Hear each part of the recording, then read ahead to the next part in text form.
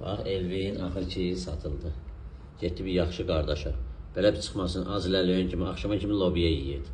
Amma indi gəlib şirkətdə administrator olub, pulu paralı adamdır, Lexus'da gəzir. Elvin qardaşdır, küsmə qaqam, küsmə. Mən səni görəcəm da gəl, küsmə qardaşım, küsmə. Nə olsun ki qoyub deyirəm, gələcəm, Allah haqqı gəlib görəcəm sən. Belə oturma yetim kimi, deyəm, əmi səndən məndən də yaxşı baxıcı. Mən də hər gün sənin yanında olacam. Yaxşı qaqam, kismə də. İnsan bələddə var, insan kimi vəfasız heç nə yoxdur. Yadında saxla.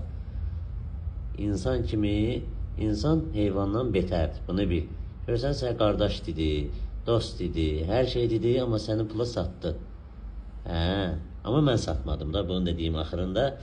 Bir dənə bunun ənkə böyüyü var, Eldar. O satdı bunu. Mənim günahım yoxdur, bu mənim deyil. Məndə bu qədər pul da yoxdur ki, bunu alım və yaxud da bunu saxlayayım. Ona görə bütün izləyicilər məni qınamasın. Mənlik deyil bu. Elvin də məni çox istəyir, biz qardaşıq, yenə də qardaş kimi qalırıq, yenə də alan qaqaş deyib, ürəyin istəyən vaxtı gəl gör.